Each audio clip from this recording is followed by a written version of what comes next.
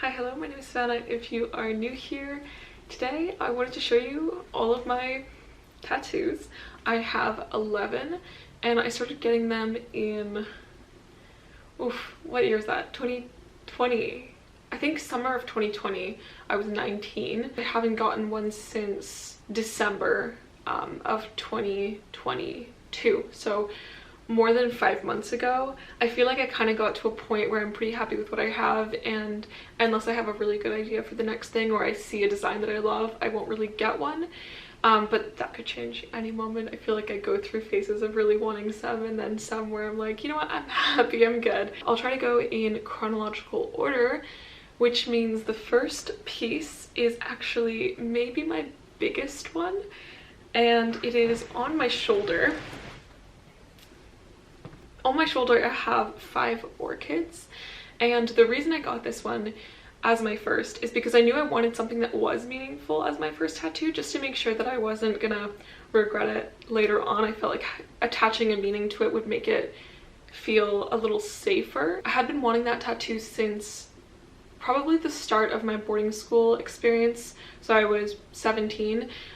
So it was something I had thought about for a really long time, but I wasn't sure exactly on the design. But I knew I wanted orchids because it's my mom's favorite flower, and she always used to fill the house with lots of orchids in like every corner ever since I was little. So I grew up with a lot of orchids around me, and I felt like it would be a nice way to ease my mom into the tattoo process. I felt like having something that would be dedicated to her as my first one would minimize the freak out, which I think it did. I do have quite a few that are dedicated to her, so it was great to have her support in that. I didn't want to go behind my parents' back necessarily with my first one, but I thought that was like a good strategy to get her on my side with it. Most of my tattoos, unless I say otherwise, are by the same artist. She is based in Tbilisi, Georgia. It gets a little blurry, honestly. This middle chunk, I don't really know what order I got them in, so I'm going to try my best to remember. But I think the next one I got was the one on my upper knee. This is an interpretation of a painting that I really like called L'amour risqué. It is just like a portion of it, and I've suspended the little babies, like the little cherubs, on a cloud. I just really wanted cherubs on that part of my leg for some reason. Tattoos do not need a meaning. In my opinion, it doesn't need it. For me, a lot of my tattoos are not purely based on aesthetic. I do try to infuse meaning where I can, but I don't really care if there isn't a strong one.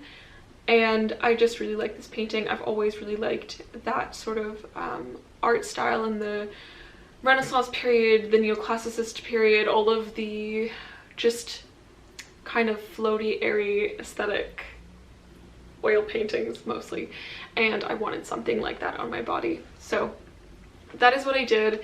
The next tattoos, plural, I think I got them all in one go. There are 3, and the first one, I believe, was the little word here on my shoulder. It says folie. Also one of those cases where I really wanted something in that spot. I saw it on somebody else and I just thought it looked so beautiful, and I felt as though these orchids were kind of missing something to bring it onto my shoulder. I basically wrote a list of all of my favorite words in French. If you don't know, French is my mother tongue, and so I wrote a bunch of words down. I asked my mom to do the same thing. She did not know why she was doing it, but she came up with the same word as me, which is folie. And the reason I got this is because my mom and I have always told each other "Je t'adore à la folie," which means like I love you like crazy. So it's the word, it's kind of like the word crazy, but it has a bit of a different connotation in my mind in French than it does in English. I think in French it means a lot of different things.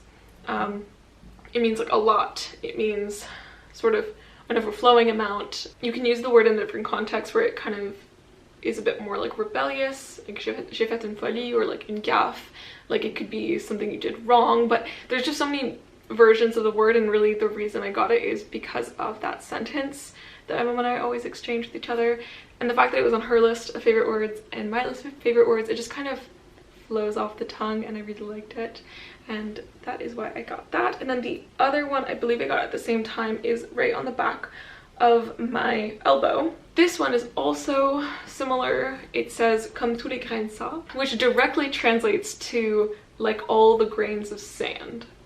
Again, confusing. The reason I got that is because the rest of the sentence is je t'adore la folie comme tous les grains de sable, or even more so comme tous les grains de sable au monde entier, which means I love you like crazy, like all of the grains of sand in the entire world.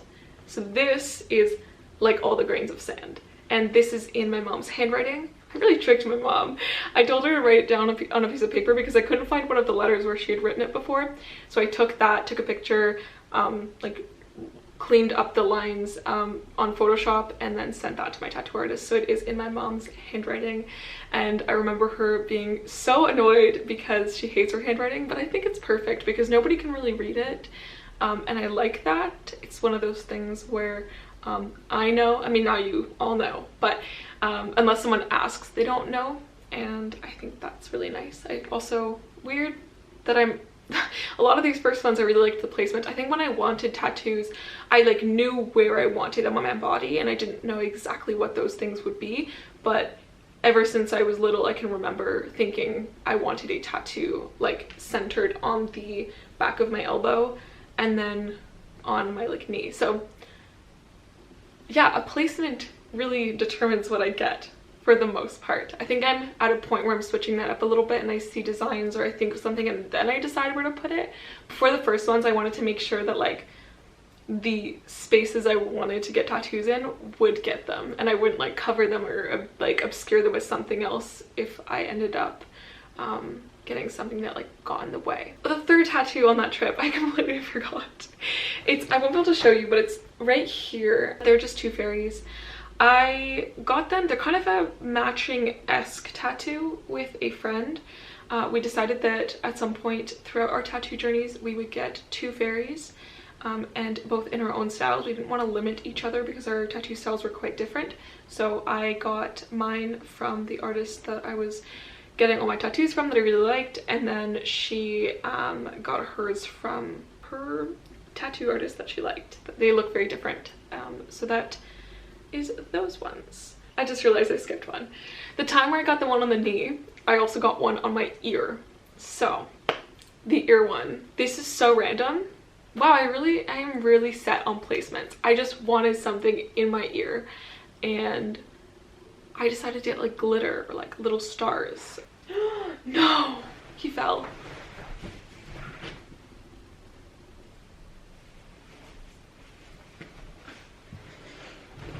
Mr. Pain au Chocolat cannot fall. He must stay up. My friend got this for me for my birthday a few weeks ago, and I love it. Yes, so moving on. The ear one was a stick and poke, my first stick and poke, and I didn't feel it at all. I was very surprised. I really thought the ear would be much more painful. It was not. The next tattoo is actually by a classmate, and it was done in South Korea on my semester there. She was practicing doing tattoos on like peers, and basically asked anyone who was willing to give themselves as a free canvas if they wanted a tattoo. I decided to get, I don't want to say favorite animal, but I do love this animal. It's a little cow.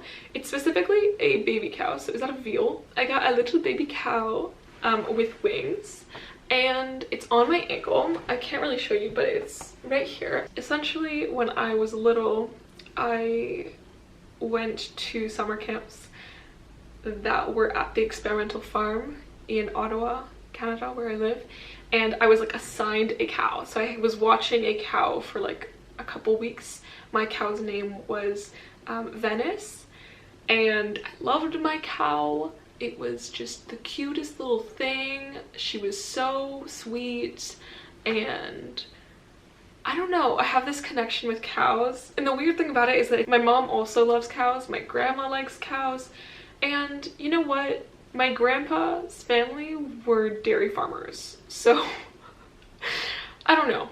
I don't know what it is, but I just think they're adorable. They make me really happy. So I got what I kind of imagined was the child of Venice, my cow, and I called her Venus. It probably needs a little bit of a touch up, but I honestly just like it the way it is. This is a stick and poke, and I will say there's a different level of pain for stick and pokes. It's just like a lot more uncomfortable, and the process is so much longer, especially because Emma Tam, who's the classmate I forgot to mention her, I will 100% link her in the description, and I'll put her username on screen. She was so sweet and we had such a good conversation throughout. It was about 4 hours long, but I had my leg up and it was just like half numb, which was good because I couldn't feel the pain as much, but then also I had like pins and needles in my feet and it just felt so strange, but it was a really fun time and I'm glad that I have it.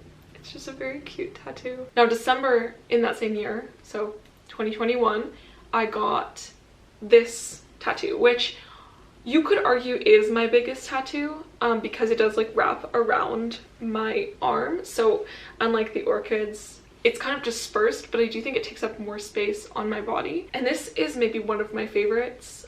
I got Danse by Matisse, but like broken up. I wanted to add fluidity to the painting and make it feel a little bit more natural. I've seen this tattoo done in like a two-dimensional, sort of exactly like the painting, and I do like it a lot. I still think it looks beautiful. Obviously I have the same tattoo essentially on my body, but there was something about just dividing them into their own people and characters that I really liked.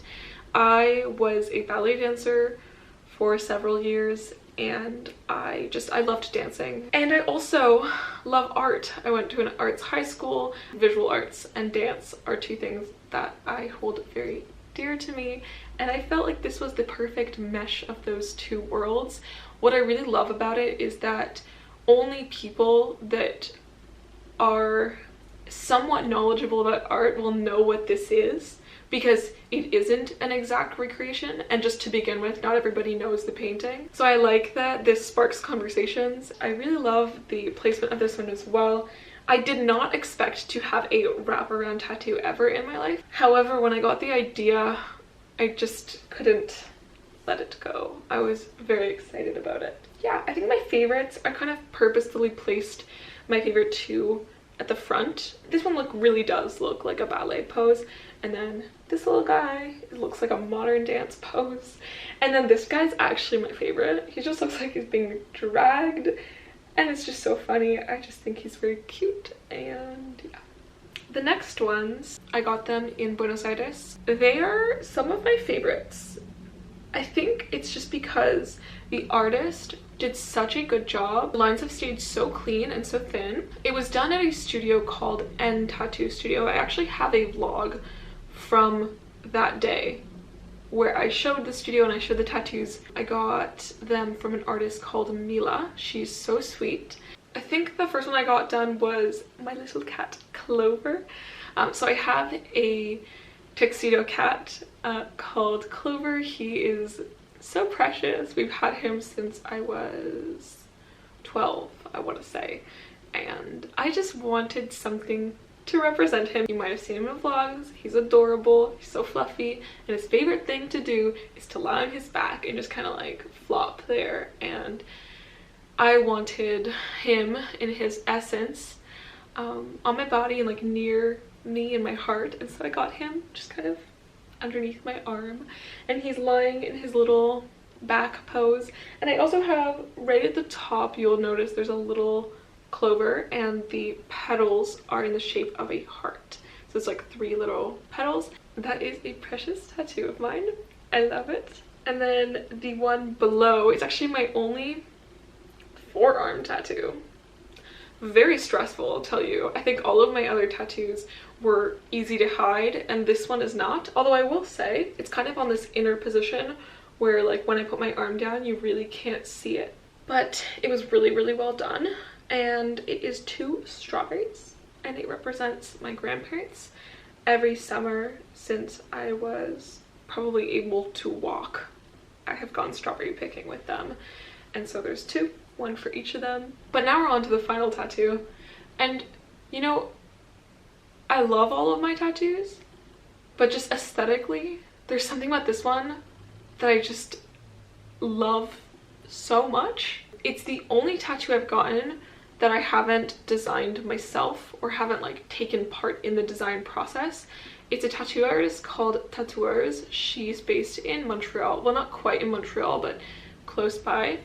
And I just love everything she does. It's quite challenging to get a booking slot with her because she's very popular and she books for like 3 to 4 months in advance, so only a few times per year.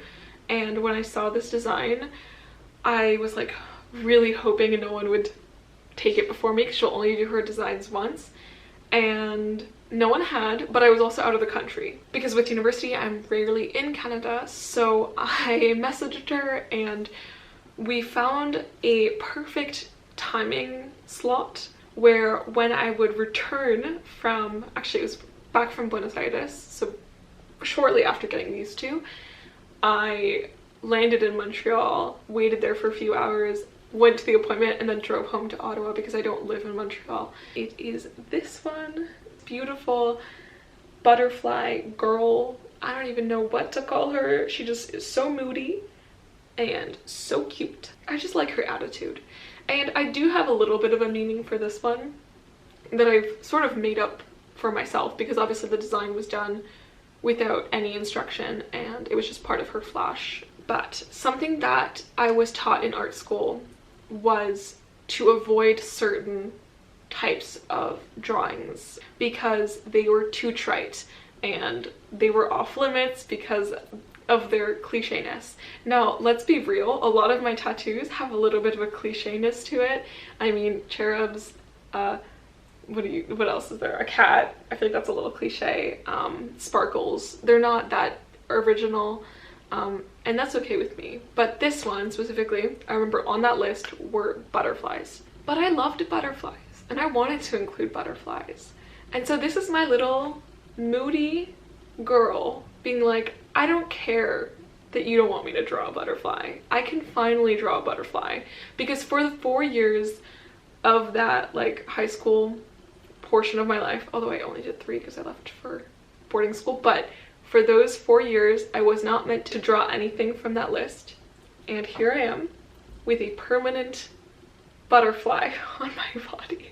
So that's my little meaning for this one. But really, I just thought it was a beautiful tattoo and I really hope I can get more from this artist at another time in my life where I spend more time in Canada and I have more money to do so. Go check her out because she is so great at what she does and her studio is so cute. Alright, well, that's actually all my tattoos. All 11 of them, but I really hope you guys enjoyed the video. If you did, please leave a thumbs up. You can let me know down below which tattoo is your favorite, if you would get any that are similar.